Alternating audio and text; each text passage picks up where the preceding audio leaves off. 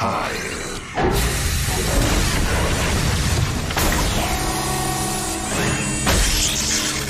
Bu işi kendim hallederim. Ben 10 evreninde Vilgax dediğimiz karakter tek bir formdan ibaret değildir. Aksine her seride, her dönemde ve her büyük olaydan sonra bambaşka güç seviyelerine ulaşmış bir karakterdir. Bugün bu videoda Ben 10 serisinde gördüğümüz Vilgax formlarını kendi bakış açıma göre bir güç sıralamasına sokacağım. Ama şunu en baştan söyleyeyim. Bu liste kesin doğrular içeren bir liste değildir. Bu videoda gördüğümüz formlar karakterin o formdayken başardıkları ve mantık çerçevesinde yapılmış benim kişisel güç sıralamamdır. Yani eğer bu form daha güçlüydü, şu Vilgax burada haksız yere aşağıda ya da şunu kesinlikle daha yukarı koymalıydın diyorsanız yorumlar kısmı tamamen sizin. Kendi güç sıralamanızı yazın, neden öyle düşündüğünüzü açıklayın ve mantıklı argümanlarla kendinizi savunun. Çünkü Vilgax gibi bir karakter söz konusuysa tek bir doğru yoktur. Aynı zamanda videomuza geçmeden önce like atmayı, kanalımıza abone olmayı ve bildirimler butonuna da basmayı unutmayalım. Bu arada bana ve kanalıma destek olmak adına videolarımıza hype puanı gönderebilirsiniz. Hazırsanız Ben 10 evreninin en korkulan Fatih'inin en zayıftan en güçlüye doğru giden Vilgax formlarına başlayalım. 10 numara Kalamar Vilgax.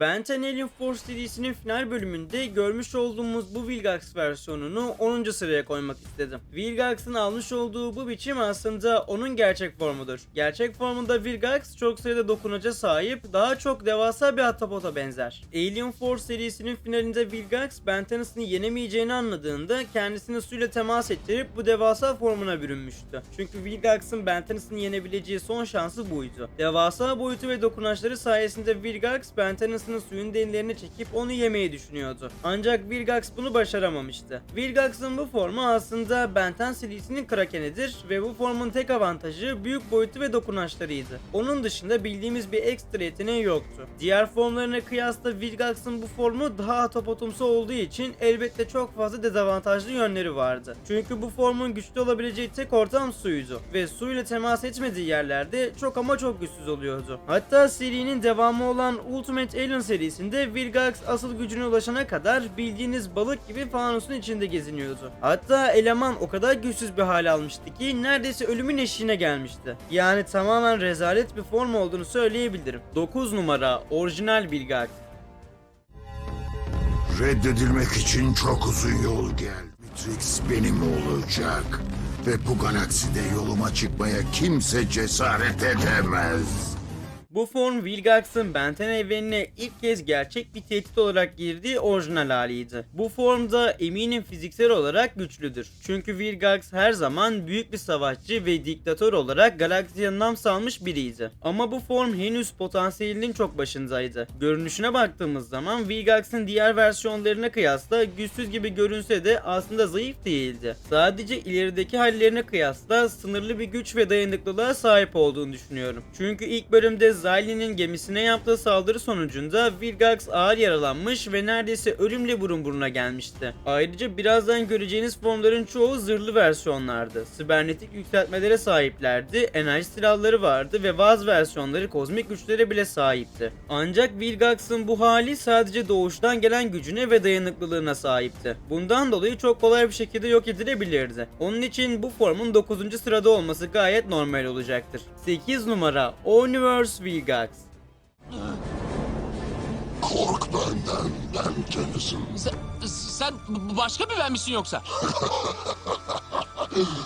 Özür dilerim. Kulağa ne kadar saçma geldiğini tahmin edemezsin. Vilgax'ın Universe serisindeki bu haline 8. sıraya koymamın çok net ve güçlü sebepleri vardı. Ve bu sebeplerin başında bu formun kağıt üzerinde güçlü görünmesine rağmen dizi içinde neredeyse sürekli dayak yemesi geliyor. Bu formun zayıflığı potansiyeliyle ilgili değildi. Karakterin nasıl yazıldığı ve nasıl kullanıldığı ile alakalıydı. Universe serisinde Vilgax artık eski serilerdeki o tek başına gezegenleri titreten herkesin ciddiye aldığı tehdit olmaktan çıkmıştı. Aksine çoğu bölümde önüne gelen eden karakterden darbe yiyen, geri adım atan ve büyük hedeflere ulaşamayan bir figüre dönüşmüştü. Özellikle önceki formlarıyla kıyasladığımızda bu versiyonun etki gücü ciddi şekilde düşmüş durumdaydı. Karakterin artık ne elle tutulur büyük bir zaferi vardı, ne de işte Vilgax budur dedirten bir anı vardı. Dayanıklılık konusunda da artık eskisine kıyasla pek iç açıcı bir durumda değildi. Evet, bu formunda üzerinde bir zırhı vardı ve evet, görüntü olarak oldukça sağlam duruyordu. Ama baktığımızda çok da uzun süre ayakta kalabilen bir Vilgax görmemiştik. Sürekli geri püskürtülen, kolayca durdurulabilen bir karakter haline gelmişti. Bu formun güç olarak bitik olduğunu gösteren en büyük etkenlerden biri ise Vilgax gibi bir karakterin anne Vrada'dan bile çekinir hale gelmesi olmuştu. Ve bu olay Omniverse formunun ne kadar harcandığını net bir şekilde gösteriyordu. Gerçek bir Vilgax hiçbir şart altında kimseden korkmazdı. Ancak Omniverse formu anne Vrada'dan bile çekiniyorsa demek ki Vilgax'ın bu formu tamamen bitmiş demektir.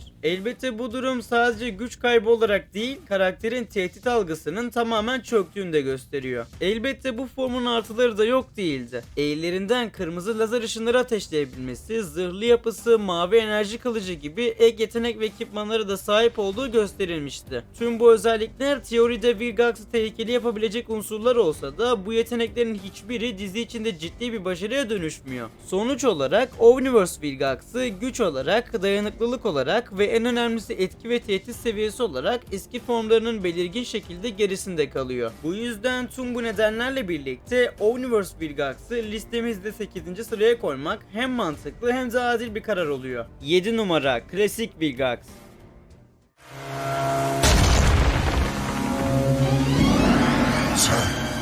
Sen rüyamdaki uzaylısın. Sonunda karşılaştık. Başıma bir sürü dert açan. Bu formu 7. sıraya koymamın nedeni oldukça net. Bu Vilgax, Ben 10'in ilk bölümündeki patlama sonrası tedavi edilip sibernetik olarak güçlendirildiği haliydi. Ve klasik serinin sonuna kadar Vilgax'ı ağırlıklı olarak bu formda gördük. Bu versiyon Vilgax'ı hem fiziksel olarak çok daha güçlü, hem daha dayanıklı, hem de çok daha heybetli ve tehditkar bir düşman haline getiriyordu. İlk haliyle kıyasladığımızda artık karşımızda sadece kızgın bir savaşçı değil, gerçek anlamda durdurulması zor bir canavar vardı. Kollarında bulunan güçlendirici tüpler sayesinde kas gücünü inanılmaz seviyelere çıkarabiliyordu. Öyle ki attığı yumruklarla devasa kraterler açabilecek bir fiziksel güce ulaşıyordu. Bu formun gücünü en iyi gösteren şeylerden biri Vilgax'ın Ben 10'in neredeyse tüm klasik uzaylılarını tek tek alt etmeyi başarmasıydı. Hatta elmas kafayı bile. Petrosapiyen kristallerinin ne kadar dayanıklı olduğunu düşünürsek, elmas kafayı çıplak elleriyle parçalamış olması bu formun ne kadar absürt seviyede güçlü olduğunu net bir şekilde kanıtlıyor. Fiziksel güç açısından baktığımızda klasik serinin en güçlü uzaylılarından biri olan 4 kolla neredeyse denk seviyedeydi. Her karşılaşmalarında 4 kolu zorlaması, hatta zaman zaman baskın çıkması bunun açık bir göstergesidir. İşin ilginç tarafı şu ki bu kadar büyük ve devasa bir yapıya sahip olmasına rağmen bu form şaşırtıcı derecede çevik ve hızlıydı. Metrelerce yükseğe zıplayabiliyor, beklenmeyecek hızlarda saldırılar yapabiliyordu. Sahip olduğu sibernetik iyileştirmeleriyle birlikte Vilgax dronları ve robot ordusu üzerinde telepatik bir bağlantı kurma yeteneği de kazanmıştı. Bu sayede uzaktan onlarla iletişim kurabiliyor ve komut verebiliyordu. Üstelik bu yetenek sadece bu formda gösterildi. Sonraki hiçbir Vilgax formunda bunu tekrar görmedik. Vilgax'ın sahip olduğu yetenekler bununla da sınırlı değildi. Bu formdaki Vilgax Omnitrix dönüşümlerini doğrudan etkisiz hale getirebiliyordu. Omnitrix'e dokunduğu anda Ben'in uzaylı dönüşümünü durdurabiliyor, onu tekrar insan haline dönüştürebiliyordu. Ayrıca sadece Ben 10'i değil, Omnitrix'in güçlerini emdikten sonra aşırı güçlü bir mutanta dönüşen Kevin 11-1'i bile tecrübesi ve saf gücü sayesinde yenmeyi başarmıştı. Açık konuşmak gerekirse klasik seri içinde bu formu kolay kolay durdurabilecek çok fazla karakter yoktu. Ancak geçersiz boş gösterici gibi teknolojiler ya da Wayback gibi devasa ve üst seviye uzaylılar devreye girdiğinde Vilgax'ı yenmek mümkün olabiliyordu.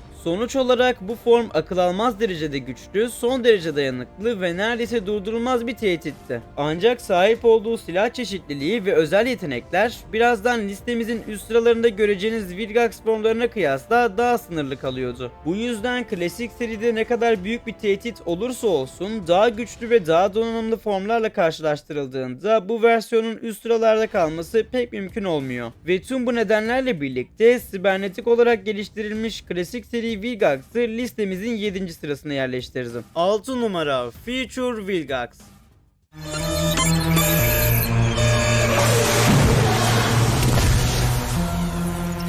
Artık bitiyor Enimo. Ama bu daha yeni başlıyor. Ben 10 Klasik serisindeki Ben 10.000 bölümünde Tennyson'lar geleceğe gitmiş ve kendi gelecek versiyonlarıyla tanışmışlardı. Bölümün ilerleyen kısmında Ben 10.000 Doktor Animo ile savaşmış ve onu durdurmayı başarmıştı. Bu olayın ardından Galaktik Kolluk Kuvvetleri olayları temizlemek üzereyken Animo hepsini bayıltan bir gaz salmış ve hepsini bayıltmıştı. Ardından Animo Vilgax'ın geriye kalan kalıntılarını bulmuş ve onu yeniden hayata döndürerek bu kalıntılardan yeni bir beden yaratmıştı. Ve ortaya çıkan Vilgax klasik seride defalarca kez gördüğümüz formdan çok daha iri, daha dayanıklı ve aynı zamanda son derece çevik bir hale gelmişti. Bu formu klasik Vilgax'ın bir tık üstüne koymamın sebebini muhtemelen merak ediyorsunuzdur. Aslında cevap oldukça basit. Bu Vilgax hızlı, güçlü ve dayanıklı olmasının yanında geçmişte yaşadığı tüm yenilgilerden ders çıkartmış, çok daha deneyimli ve zeki bir hale gelmişti. Tasarım olarak hala ince ve çevik bir yapıya sahipti. Ama bu onu kesinlikle fiziksel olarak zayıf yapmıyordu. Öyle ki klasik formu yalnızca 10 yaşındaki Ben Tennyson'a üstünlük kurabiliyorken bu versiyon hem 10 yaşındaki Ben'le hem de Ben 10.000 ile aynı anda mücadele etmeyi başarmıştı. Üstelik bunu yaparken neredeyse hiç zorlanmadı. Hatta bir noktada Ben 10.000 Vilgax'a karşı pes etmeyi bile düşünüyordu.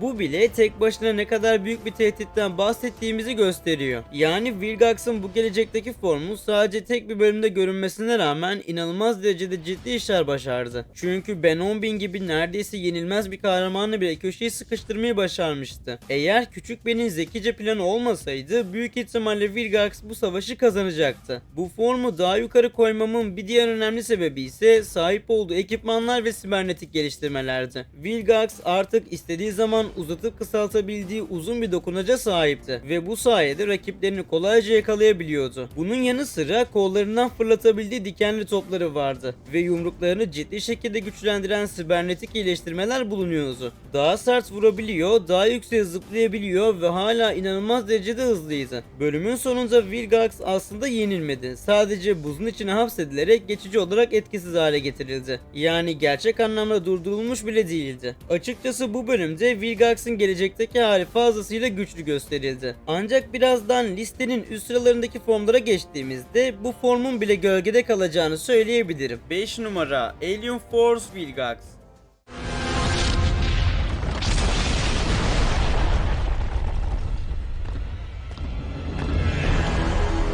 Ben Ten seni öldürmeye geldim ve dünyanı fethetmeye.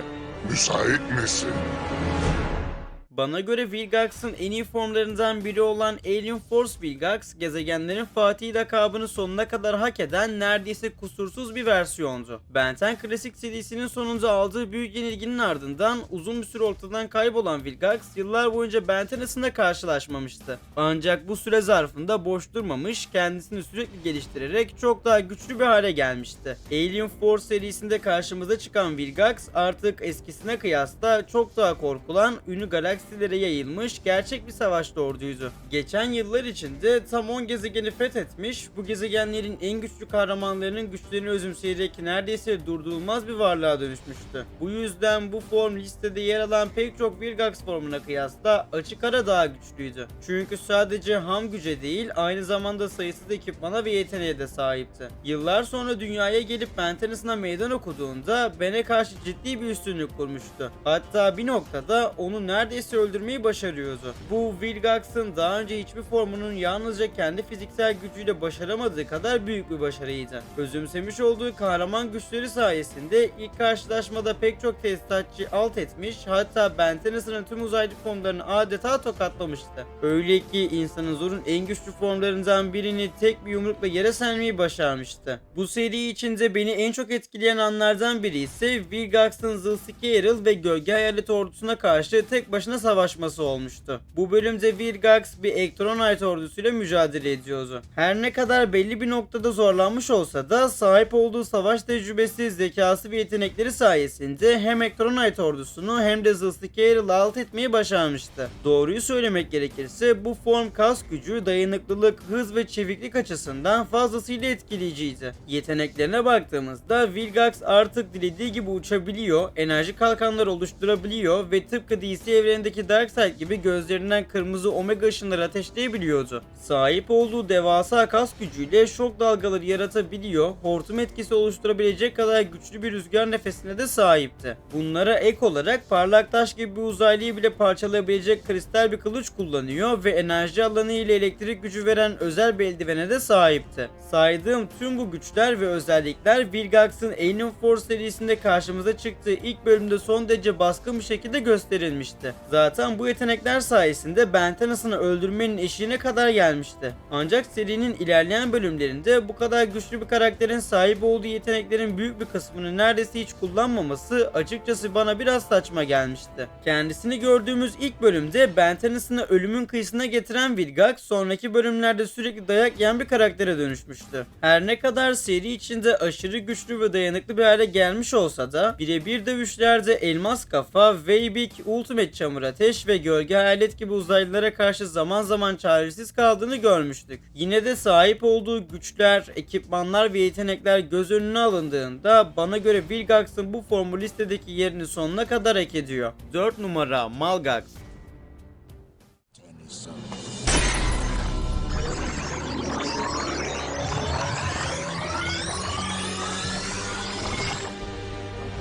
Şimdi bana Omnitrix'i ver.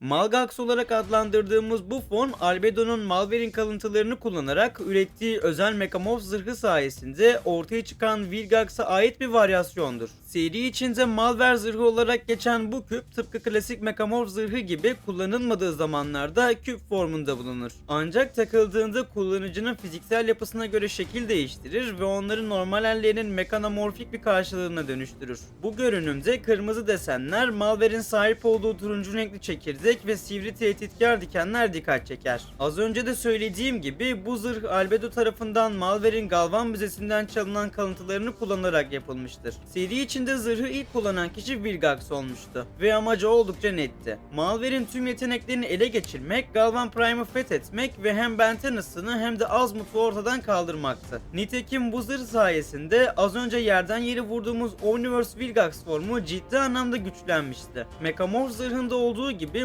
Malware zırhı da kullanıcıyla tamamen birleşerek onu galvanik mekamorf benzeri bir varlığa dönüştürür. Bu birleşim Vilgax'ı teknoloji emilimi başta olmak üzere Malware'in sahip olduğu tüm güçleri ve yetenekleri kullanabilme imkanı tanıyor. Vilgax bu zırhı kullandığında gücü öyle bir seviyeye çıkmıştı ki elmas kafa gibi son derece dayanıklı bir türün kollarını sahip olduğu enerji kılıçlarıyla parçalayabilmiş ve tek bir yumrukla elmas kafayı Galvan Prime'dan Galvan Bey'e fırlatmıştı. Üstelik Atomix'in son derece yıkıcı saldırılarına dayanabilecek kadar da dayanıklı bir hale geldiğini görmüştük. Hatta daha da önemlisi Ben Tennyson'ın en güçlü formlarından biri olan Atomix'i yenmeyi başarmıştı. Malgax galvanik mekamorf güçleri sayesinde Tycon topu, prototip araç, Galvan jetpack'i ve enerji kılıçları gibi son derece gelişmiş silah ve teknolojileri de erişim sağlamıştı. Bu ekipmanların tamamı Malware hayattayken bizzat onun tarafından emilmiş teknolojilerdi. Dolayısıyla Vilgax zırhın içindeyken bu teknolojileri de doğrudan özümsemiş durumdaydı. Tüm bunlara baktığımızda Malgax güç, dayanıklılık, hız, çeviklik ve sahip olduğu silah çeşitliliği sayesinde neredeyse durdurulmaz bir form haline gelmişti. Ancak bu formun bilinen en büyük zaafı tıpkı diğer galvanik mekamorflarda olduğu gibi yüksek düzeyde enerji ve elektrik saldırılarına karşı savunmasız olmasıdır. Zaten seri içinde Malware'in de bu şekilde yok edildiğini görmüştük. Aynı şekilde Malgax'ın da bölüm içerisinde benzer bir saldırı sonucu yenildiğine şahit olduk. Bunun dışında Malgax'ın bilinen başka bir zayıflığı bulunmuyor. Vilgax'ın bu versiyonunun potansiyeli son derece yüksekti ve yapabileceklerinin neredeyse bir sınırı yok gibiydi. Ancak galvanik mekamorflarla ortak zayıflıkları nedeniyle onu bu sıraya koymamın daha mantıklı olduğunu düşünüyorum. Çünkü listenin gerisindeki formlara kıyasla çok daha avantajlı ve donanımlı olsa da listenin üst sıralarında yer alan formlar yalnızca teknolojik açıdan değil, aynı zamanda büyü ve kozmik güçler bakımından da aşırı derecede güçlü versiyonlardı. Bu yüzden Malgax'ın birazdan göreceğimiz bu üst seviye formlara karşı çok etkili olabileceğini düşünmüyorum. 3 numara Luchubra Vilgax. Gücüne yeniden doğdu.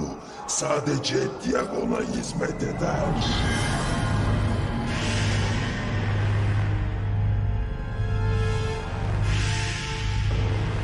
Yaşıyorum.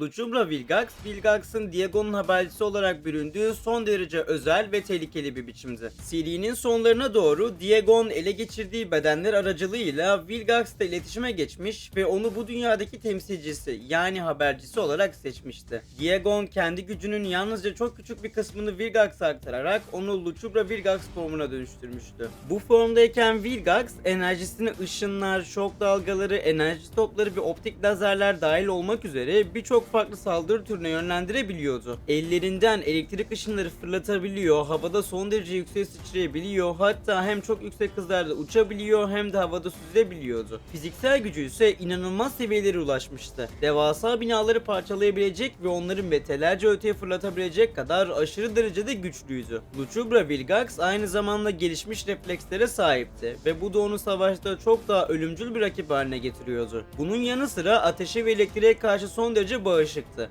Rakiplerini geçici olarak kör edebilecek kadar parlak bir ışık yayabilmesi de bu formun sahip olduğu yetenekler arasındaydı. Vilgax'ın bu formu için neredeyse kusursuz demek yanlış olmaz. Çünkü sahip olduğu tüm güçler ve yetenekler tamamen büyü temelliydi ve doğrudan Diegon'dan geliyordu. Bu durum Lucubra Vilgax'ı aşırı derecede güçlü, hatta neredeyse durdurulmaz bir varlık haline getiriyordu. Bu formu tamamen yenmenin tek yoluysa elbette Ascalon'u kullanmaktı. Çünkü Ascalon geçmişte bu güçlerin asıl kaynağı olan Diego'nu bile yenmeyi başarmış, onu son derece güçsüz hale getirerek mühürlemişti. Yani Lucubra Vilgax'ı gerçekten alt etmenin yolu büyüye büyüyle karşılık vermekten geçiyordu. Bunun dışında bu formu teknolojiyle durdurmanın ya da yenmenin herhangi bir yolu yoktu. 2 numara Sir Vilgax.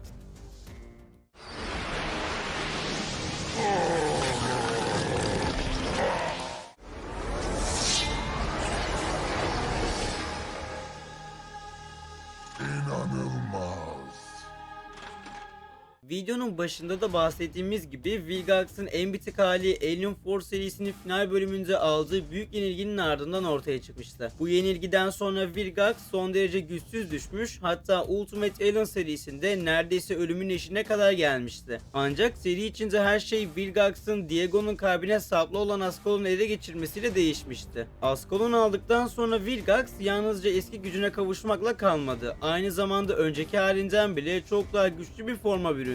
Çünkü kılıç tıpkı önceki kullanıcılarında olduğu gibi Vilgax'ı da baştan sona bir zırhla kapladı. Bununla da yetinmeyen Ascalon, Vilgax'a Sir George'da da gördüğümüz türden yeni ve kozmik güçler kazandırdı. Öyle ki Vilgax tek bir darbeyle çevresindeki herkesi etkisiz hale getirebilecek seviyeye ulaşmıştı. Zaten Ascalon'un nedenle korkutucu kozmik güçlere sahip olduğunu az çok biliyoruz. Bu kılıç seri boyunca gördüğümüz en güçlü silahlardan biriydi. Kullanıcısına yalnızca olağanüstü güç ve dayanıklılık değil, aynı zamanda sonsuz yaşam ve gerçekliği bile kesip biçebilecek bir kudret sunuyordu. Hatta geçmişte bu kılıcın gücüyle bir gezegenin tamamen yok edildiğini de görmüştük. Kısacası Ascalon, Vilgax'ı aşırı güçlü, son derece dayanıklı, neredeyse ölümsüz ve pek çok kozmik yeteneğe sahip bir varlığa dönüştürdü. Zaten geçmişte Sir George'un Diegon gibi kozmik bir tehdidi bu kılıç sayesinde yenebilmiş olması da bunun en büyük kanıtıydı. Yani Ascalon'u kullanan kişiler Diegon ya da onun gücüne sahip varlıklarla birebir mücadele edebilecek seviyeye ulaşabiliyordu. Ayrıca kılıcın yaydığı enerji saldırılarının Diegon'a bile zarar verebildiğini açıkça görmüştük. Evet, dizinin finalinde Ben Tennyson, Diegon'un güçlerini ele geçirmiş olan Vilgax'ı yenmeyi ve tüm bu güçleri yok etmeyi başardı. Ancak hem bu sahneye hem de geçmişte Sir George'un Diegon'u yendiği anlara dikkat ederseniz ortak bir nokta göze çarpıyor.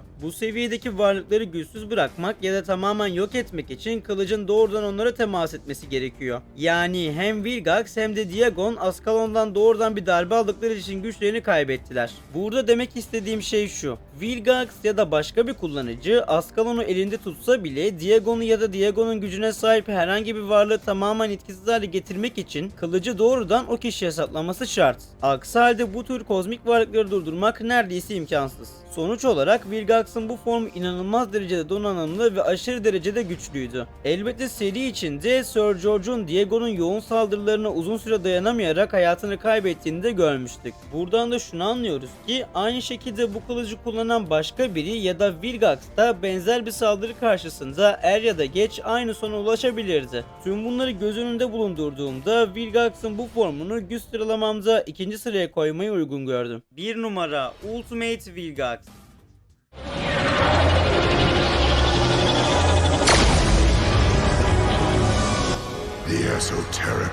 baş etmeyi Diagon'a benziyordum.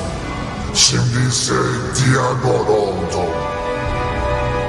Bana göre listenin birinci sırasında yer alması gereken form, Ben 10 evreninde Vilgax'ın sahip olduğu en büyük gücü temsil eden versiyon Ultimate Alien serisinde gördüğümüz Diagon Vilgax formudur. Bu form Ultimate Alien'ın final bölümünde Vilgax'ın Diagon'un tüm güçlerini çalıp tamamen özümsemesiyle ortaya çıkmıştı. Şöyle düşünelim, az önce listenin 3. sırasında yer verdiğimiz Lucubra Vilgax formu bile Diagon'un ona gücünün yalnızca çok küçük bir kısmını vermesiyle bile dehşet verici seviyelere ulaşmıştı. Ultimate Vilgax formunda ise durum çok daha uç bir noktadaydı. Çünkü bu kez Vilgax, Diagon'un tüm gücüne doğrudan sahipti. Bu da onu artık sadece gezegensel değil, kozmik ölçekte bir varlığa dönüştürüyordu. Bu form, Lucubra Vilgax'ın sahip olduğu tüm yeteneklerin tamamını barındırıyordu. Ancak bununla da kalmıyordu. Vilgax'ın kas gücü ve dayanıklılığı inanılmaz derecede artmıştı. Öyle ki Ultimate Vilgax, Monrush'taki George Washington yüzünü yerinden koparabilecek seviyede bir fiziksel güce sahipti. Dayanıklılık konusunda da benzer bir tablo vardı. Monrush'taki tesisatçı üstünden gelen sürekli ateş akışına rahatlıkla dayanabiliyordu.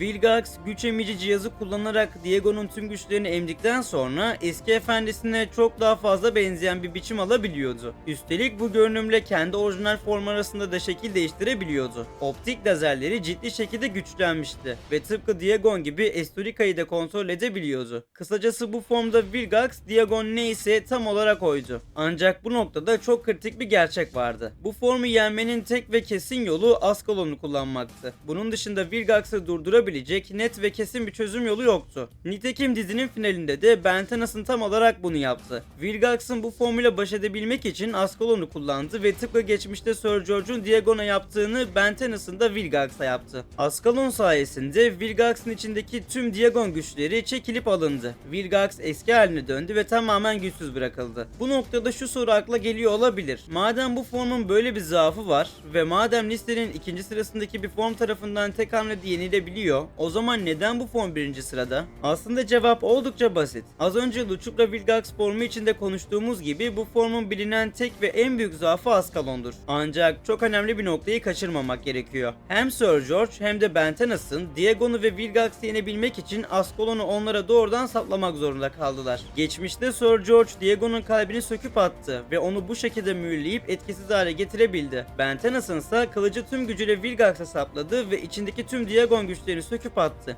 Yani Ascalon'un Diagon veya Diagon'un gücüne sahip varlıkları kesin bir şekilde yok edebilmesi ya da güçsüz bırakabilmesi için kılıcın doğrudan temas etmesi şart. Evet, Ascalon'la uzaktan saldırı yapmak da mümkün. Ancak bu tür saldırılar Diagon veya onun gücüne sahip hiçbir karakteri kesin olarak yok etmez ya da etkisiz hale getirmez. Üstelik şunu da unutmamak gerekiyor. Seri içinde Diagon'un Sir George'u uzaktan yaptığı yoğun saldırılarla yok ettiğini bizzat gördük. Yani Ascalon'u kullanan kişiler bile Diagon'un uzaktan gerçekleştirdiği yoğun saldırılar karşısında savunmasız kalabilir. Tüm bu nedenlerden dolayı Ultimate Alien serisinde gördüğümüz Diagon Vilgax, yani Ultimate Vilgax formu, sahip olduğu güç seviyesi, kozmik ölçekli yetenekleri ve onu durdurmanın ne kadar zor şartlara bağlı olması nedeniyle listenin 1. sırasında yer almayı kesinlikle hak eden bir formdur. Evet dostlarım, bugün sizlerle birlikte Ben 10 evreninde görmüş olduğumuz en güçlü 10 Vilgax formu arasında bir güç sıralaması yaptık. Umarım videomuzdan keyif almışsınızdır. Bu tarz videoların devamının gelmesini istiyorsanız videomuza like atmayı, kanalımıza abone olmayı ve bildirimler butonuna basmayı unutmayalım. Ayrıca bana ve kanalıma destek olmak adına videolarımıza hype puanı gönderebilirsiniz.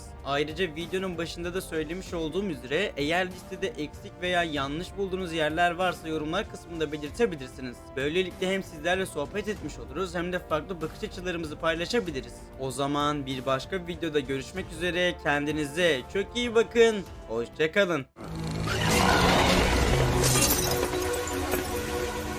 Beni hafife almak ölümcül bir hata. Yapacağın son hata. Hey ahtapot surat! Kaybol. Bayan Bradle, sizi görmek güzel. Her neyse ben